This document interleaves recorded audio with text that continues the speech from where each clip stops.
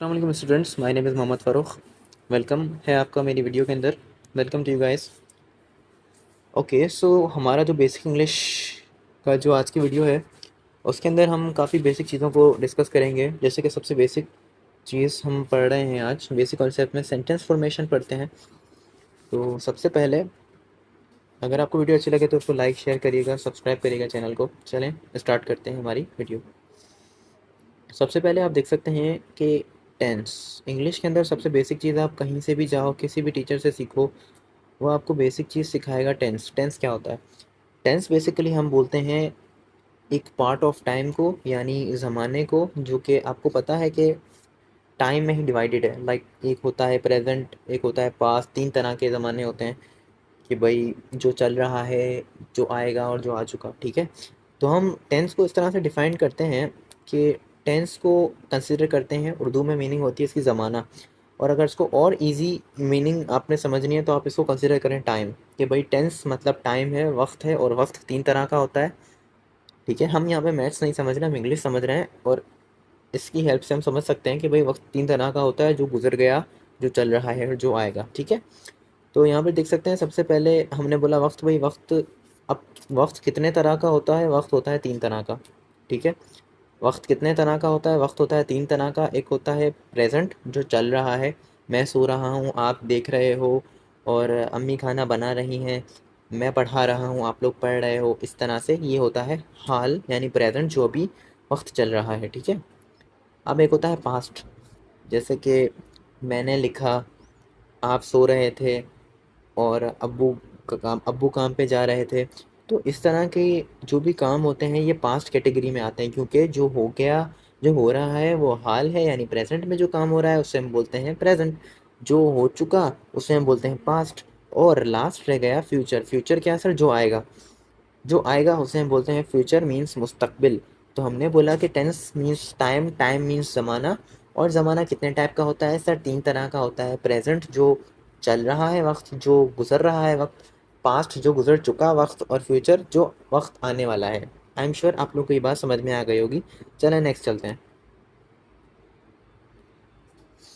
अब यहाँ पर देख सकते हैं आप लोग, सबसे पहली पहली चीज़ यहाँ पर हमने, हमारा जो टॉपिक था, देखें इंग्लिश के अंदर अल्फ़ाबेट्स होते हैं टोटल 26 टोटल अल्फ़ाबेट्स होते हैं। उन अल्फ़ाबेट्स के अंदर सबसे पहली चीज़ हमने पढ़ लिया भाई, वाउल्स आपको आते हैं, कॉन्सोनेंट्स भी आते हैं भाई, कि 5 वाउल्स हैं, 21 कॉन्सोनेंट्स हैं, वो बेसिक चीज़ है। ठीक है, अच्छा, अब जब अल्फ़ाबेट्स आपको पता है, अब आपको पता होना चाहिए लेटर। ठीक है, लेटर क्या होता है? इंग्लिश के अंदर 26 अल्फ़ाबेट्स होते हैं। तो अब हर एक अल्फ़ाबेट को अलग अलग कर लें। लाइक सी को मैंने अलग लिखा है, बीच में देखें कॉमा है, सी अलग हो गया, ए अलग हो गया, टी अलग हो गया। देखिए जब अलग अलग वर्ड्स हम यूज़ लेटर्स हम यूज़ करते हैं ना, अल्फ़ाबेट्स यूज़ करते हैं, तब वो लेटर बन जाता है। तो ये देखें, सी एक लेटर है, ए एक लेटर है, टी एक लेटर है, डी एक लेटर है, ओ एक लेटर है, जी एक लेटर है। ओके, सो ये लेटर्स हैं। आई एम श्योर आप लोग समझ रहे होंगे। जब लेटर्स, अब देखें सी अलग लेटर, ए अलग लेटर, टी अलग लेटर। अब ये तीनों लेटर जब मिल जाएंगे, जब ये तीनों लेटर मिल जाएंगे, मतलब जब इन तीनों लेटर्स का ग्रुप बन जाएगा, जब इन तीनों लेटर्स का ग्रुप बन जाएगा, तब ये बन जाएगा एक वर्ड, कैट। जब लेटर का ग्रुप बन जाता है तो फिर वो बन जाता है वर्ड। लाइक डी ओ जी, ये अलग अलग लेटर है, हमने इसका ग्रुप बना दिया तो ये बन गया डॉग।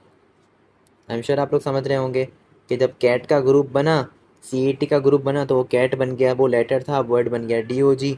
ये अलग अलग लेटर थे, अब हमने इसको साथ रख लिया, तो अब ये बन गया एक वर्ड। ओके, तो जब भी लेटर्स होते हैं, लेटर्स मिलकर वर्ड बनाते हैं। ठीक है, अब चलते हैं हम, जब वर्ड अलग अलग हों सर, तब जब वर्ड ज़्यादा मिल जाते हैं, आपने बोला लेटर्स मिलकर वर्ड बनाते हैं। ठीक है, जब वर्ड मिल जाते हैं तो क्या बनता है? देखें बेसिक चीज़ है, आप लोगों को पता होनी चाहिए। अब मैं एक लाइक कुछ लिखता हूँ यहाँ पे, देखें, आई एक वर्ड लिखा, हैव एक वर्ड लिखा, एक वर्ड लिखा, और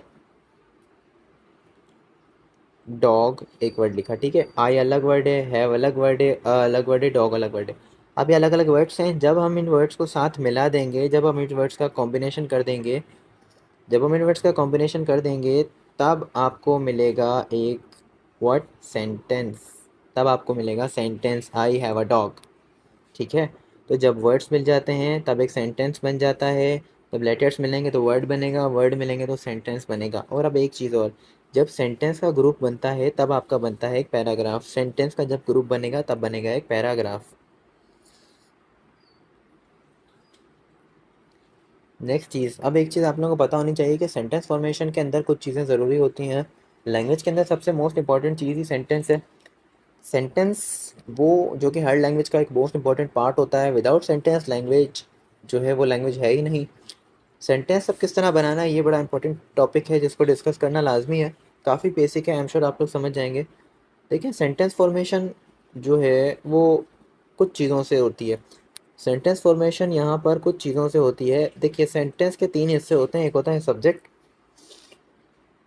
ठीक है, एक होता है सब्जेक्ट, लाइक इस तरह ये है सब्जेक्ट। सब्जेक्ट क्या होता है भाई? सब्जेक्ट होता है डूअर ऑफ एन एक्शन, मतलब कोई भी काम, कोई भी एक्शन को करने वाला। मैं आपको पढ़ा रहा हूँ तो यहाँ पे काम कौन कर रहा है? मैं कर रहा हूँ। आप पढ़ रहे हो, उसमें काम कौन कर रहा है? आप कर रहे हो, ठीक है। दूसरा होता है वर्ब। वर्ब होता है काम, कि भाई मैं आपको पढ़ा रहा हूँ तो इसमें काम क्या हो रहा है? पढ़ाने का हो रहा है। आप खाना खा रहे हो, उसमें काम क्या हो रहा है? खाने का हो रहा है। अब तीसरी चीज़ आती है ऑब्जेक्ट। ऑब्जेक्ट क्या होता है? रिसीवर ऑफ एन एक्शन, मतलब किसी भी एक्शन को रिसीव करने वाला।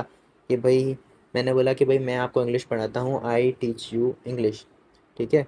आई टीच यू इंग्लिश के अंदर आप देख सकते हैं कि मैं आपको पढ़ा रहा हूँ, लेकिन क्या पढ़ा रहा हूँ? इंग्लिश पढ़ा रहा हूँ। We you are learning English, तो आप सीख रहे हो इंग्लिश, तो यू सब्जेक्ट है, लर्निंग वर्ब है, सीख रहे हो ना। अब क्या सीख रहे हो? इंग्लिश सीख रहे हो, तो वो आपका ऑब्जेक्ट होगा, ठीक है।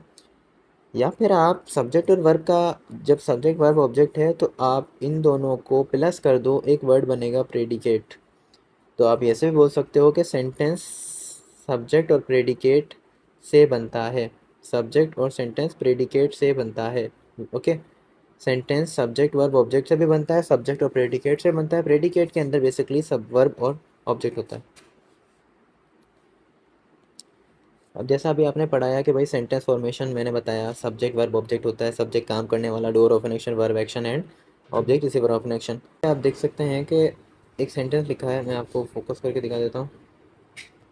यहाँ पे लिखा है हमने, देखिए आई ईट मैंगो, मैं मैंगो खाता हूँ। उसमें काम कौन कर रहा है? इसमें काम कर रहा है आई, तो आई हमारा हो गया सब्जेक्ट।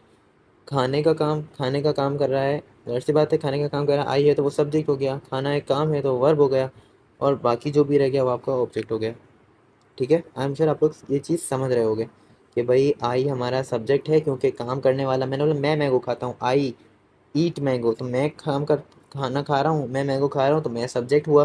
क्या कर रहा हूँ सर? खाना खा कर खा रहा हूँ, खाता हूँ, तो फिर हमने यहाँ पे वर्ब ये हो गया। और मैंगो, मैंगो मतलब आपको पता है मैंगो मतलब, तो यही हमारा ऑब्जेक्ट हो गया। ओके, ठीक है। अब यहाँ पे देखेंगे ही इज़ अ बॉय, वो एक लड़का है। यहाँ पे जाहिर सी बात है आपको हमेशा पता होना चाहिए, सब्जेक्ट हमेशा नाउन या फिर प्रोनाउंस होंगे। हमेशा सब्जेक्ट कौन होंगे? नाउन या फिर प्रोनाउंस होंगे। ये प्रोनाउन है ही, सबसे पहले आया, सब्जेक्ट होगा। इज़ अ बॉय, वो है लड़का या वो लड़का है, ठीक है। तो यहाँ पे सब्जेक्ट ही है, इज़ एक वर्ब है। अब कौन सा वर्ब है? ये स्टेट वर्ब बता रहा है कि वो क्या है। और ऑब्जेक्ट है a boy, he is a boy, subject verb object. I am sure कि आप लोग को ये वीडियो समझ में आई होगी, और मैंने काफ़ी बेसिक तरीके से इन चीज़ों को समझाने की कोशिश करी है। इंतज़ार करिए नेक्स्ट वीडियो के लिए, इंशाल्लाह ताला नेक्स्ट वीडियो बेहतरीन होगी। एंड अगर आपको मेरा लेसन समझ में आ रहा है तो लाइक करिए, सब्सक्राइब करिए, शेयर करिए। Thank you so much.